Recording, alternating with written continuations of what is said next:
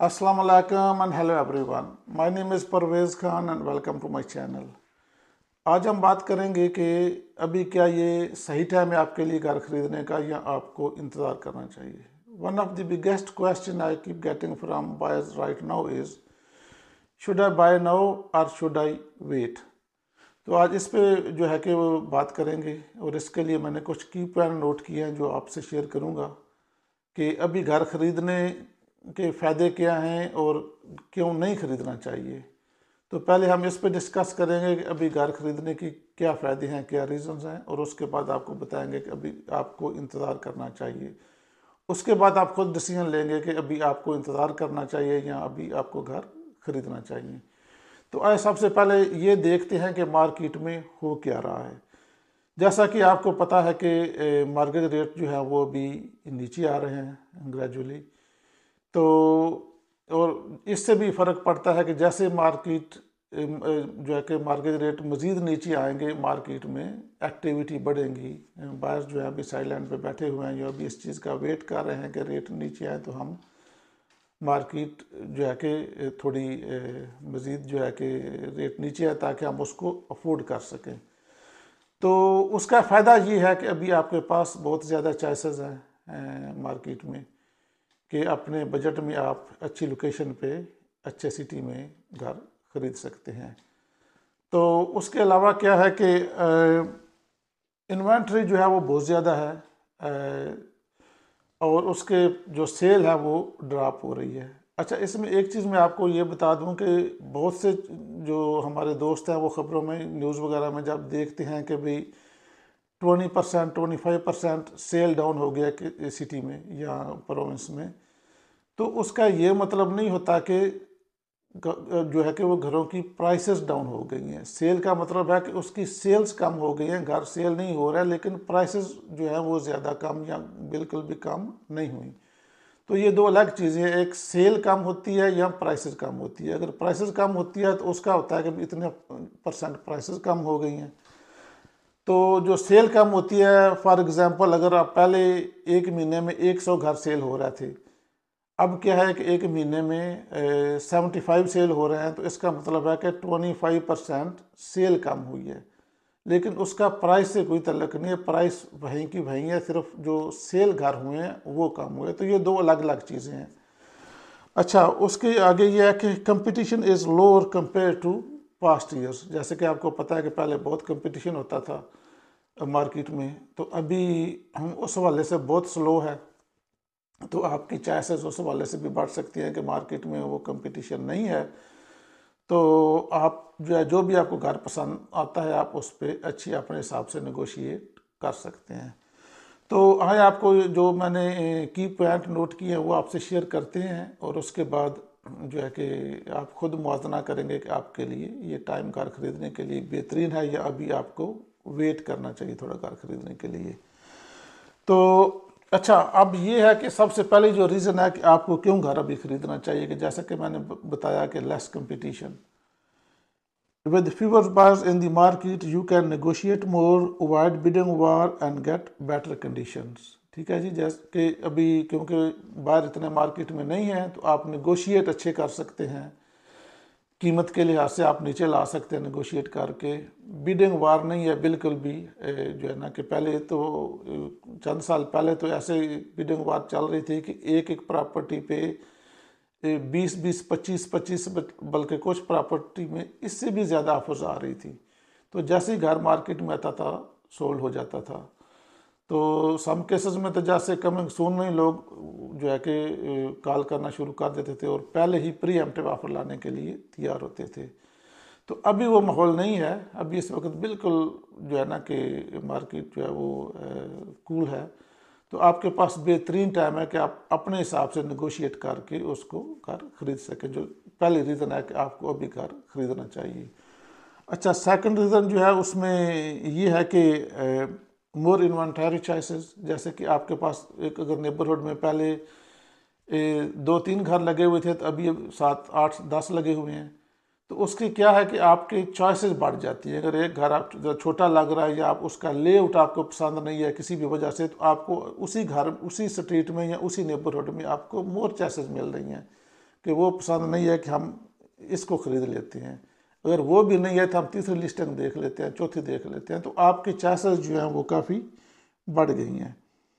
अच्छा, तीसरी जो रीज़न है वो ये है कि लॉकिंग इन फ्यूचर वैल्यू। अब ये है कि जो प्राइसेस हैं मार्केट अप डाउन होती रहती है, सम टाइम ऊपर चली जाती है, सम टाइम एक जगह पे रुक जाती है, साइड लाइन हो जाती है, और सम टाइम्स नीचे आ जाती है। लेकिन ये जो नीचे आती है ये मोस्टली शॉर्ट टर्म के लिए होती है। आप जैसा देखें कि आप ओंटारियो में तो लॉन्ग टर्म अगर आप देखते हैं तो इसकी प्राइसेस रियल स्टेट की हमेशा ऊपर ही जाती हैं। अब 10 साल पहले जो प्राइसेस थी अब ऑलमोस्ट डबल से भी ज़्यादा उससे हो गई हैं। तो अभी ये पिछले 1-2 सालों से मार्केट स्लो हुई है, डाउन प्राइसेस आई हैं, पर उस लेवल पर नहीं गई कि जो आज से 10 साल या 5 साल पहले प्राइसेस थी। तो अगर आप सोच रहे हैं कि आपने 3 साल या इससे ज़्यादा 3 से 5 साल तक उस घर में रहना है, तो अभी ये बेहतरीन टाइम है कि आप अच्छी नेगोशिएशन करके आप अच्छा घर जायज़ कीमत पर ले सकते हैं। तो इसके अलावा अगर आप दूसरी तरफ आते हैं कि आपको ये कौन सी ऐसी वजूहात हैं कि आपको अभी थोड़ा इंतज़ार करना चाहिए, तो इसमें यह है कि जो रीज़न नंबर पहली है, you need more down payment. अब क्या होता है कि अगर आपके पास डाउन पेमेंट कम है या सिर्फ इतनी ही है कि आप बमुश्किल डाउन पेमेंट दे दें, तो या कम से कम दें, तो क्या है कि आपका मॉर्गेज जो है वो बढ़ जाएगा, मंथली पेमेंट आपकी बढ़ जाएगी। तो अगर आप सोच रहे हैं कि आपके पास जो है कि डाउन पेमेंट कम है, 5% है या 10% है या मिनिमम है, तो फिर आपके लिए बेहतरीन ये चॉइस है कि आप थोड़ा वेट कर लें और डाउन पेमेंट को बढ़ा लें और थोड़े और पैसे इकट्ठे कर लें, ताकि आपकी जो आप मंथली आपकी जो मॉर्गेज है वो आप बआसानी दे सकें। अब इससे आगे जो पॉइंट है वो ये है कि your income isn't stable yet. अगर आप ये सोच रहे हैं कि आपकी स्टेबल इनकम नहीं है, तो भी आपको थोड़ा इंतज़ार करना चाहिए, आपको जल्दी मार्केट में नहीं आना चाहिए। सबसे पहले ये आप इसको यकीनी बनाएं कि आपकी जो इनकम है वो स्टेबल है और आप हर महीने अपना जो मॉर्गेज है वो पेमेंट वो दे सकेंगे। तो घर के और भी अखराजात होते हैं, आपने मॉर्गेज पेमेंट करनी होती है, उसके अलावा जो है कि यूटिलिटीज़ होती हैं, टैक्स, प्रॉपर्टी टैक्स होता है, फिर साथ मेंटेनेंस भी चलती है, प्रॉपर्टी इंश्योरेंस होती है। तो आपने ये सारी जो चीज़ें हैं उसके ऊपर डालनी होती हैं कि mortgage plus utilities plus property tax plus maintenance plus property insurance. तो ये सारी चीज़ें आप ध्यान में रखें। अगर आपकी इतनी इनकम है कि आप ये सारी चीज़ें अफोर्ड कर सकते हैं तो ठीक है, लेकिन अगर नहीं कर सकते तो भी अभी आपको थोड़ा इंतज़ार करना चाहिए जब आप कंफर्टेबल हो जाएंगे ये सारी चीज़ें देने के लिए। तो तीसरी जो रीज़न है, अगर आप समझते हैं कि high interest payment are too uncomfortable, if the monthly payment scares you it is okay to wait.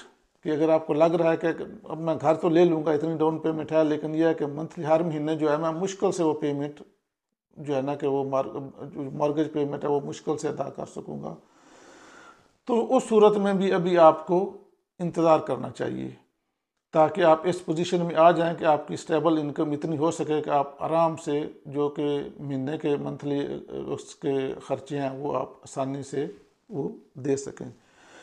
सो दो इसमें हकीकत सही बात यह है कि इसमें कोई ऐसी चीज़ नहीं है कि जिसका there is no universal answer के सही टाइम कब का है। ये डिपेंड करता है कि आपकी पोजीशन क्या है। तो आप अपने आप से सबसे पहले तो ये पूछें कि do I have stable income, can I afford the monthly payment comfortably, am I planning to live here for at least 3 to 5 years। तो ये तीनों अगर आपके हाँ में हैं, जो भी 3 चीज़ें मैंने आपसे पूछी हैं, अगर आप समझ रहे हैं कि ये तीनों का आंसर यस है, तो बहुत अच्छा टाइम है आप मार्केट में आने का, घर खरीदने का। लेकिन अगर आप समझते हैं कि अभी जो है कि इनके जवाब नो में हैं, तो अभी इट्स ओके टू वेट। ठीक है, अपने आप को स्ट्रेस में, मुश्किल में कभी भी नहीं डालना चाहिए। अगर आप इस पोजीशन में अभी नहीं है तो थोड़ा इंतज़ार कर लें, जब आप समझेंगे कि आप थोड़ी बेटर पोजीशन में आ गए हैं, आपकी इनकम बढ़ गई है, आप ये सारे अखराजात पे कर सकेंगे, उस वक़्त आपके लिए राइट टाइम होगा घर ख़रीदने का। तो ये जो थे मेरे थोड़े की पॉइंट जो मैंने आपसे शेयर किए हैं कि घर अभी ख़रीदना चाहिए या नहीं ख़रीदना चाहिए, तो इन सारी बातों पे आप खुद गौर करें और उसके बाद आप जो है कि देखें कि आपके लिए कौन सा ऑप्शन बेहतर है। लेकिन अगर फिर भी आपको पूरी समझ नहीं आ रही, स्टिल आप कंफ्यूज हैं, डिसीजन नहीं ले पा रहे हैं, तो आप मुझे कॉल कर सकते हैं फ्री ऑफ कास्ट, कोई इसमें आपकी फ़ीस नहीं है। मैं आपके साथ बैठूंगा, देखूंगा कि आपकी क्या सिचुएशन है और आपके बजट क्या है, आपका गोल क्या है, आपकी फाइनेंशियल सिचुएशन क्या है, उस सब को देख के आप फैसला करेंगे कि अभी आप किस स्टेज पर खड़े हैं। तो इसके लिए मेरा फ़ोन नंबर है 4162703601। ये डायरेक्ट मेरा नंबर है, आप मुझे टेक्स्ट कर सकते हैं, कॉल कर सकते हैं, या मेरी वेबसाइट विज़िट कर सकते हैं www.parvezkhan.ca। हमारे 3 ऑफिस हैं।